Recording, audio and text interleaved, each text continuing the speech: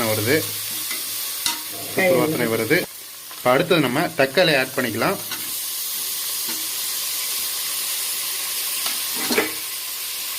தக்காளி ஆட் பண்ணி நல்லா மிக்ஸ் பண்ணிக்கங்க.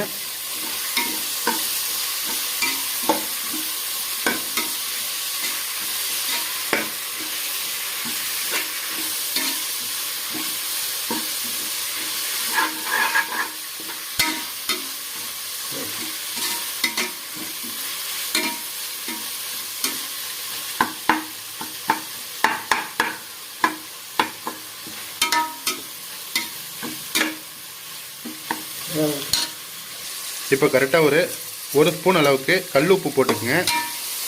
கல் உப்பு போட்டு நல்லா வதக்கிங்க. ஏன்னா அந்த தக்காளி வெங்காயம் எல்லாத்துலேயும் உப்பு சேரும்.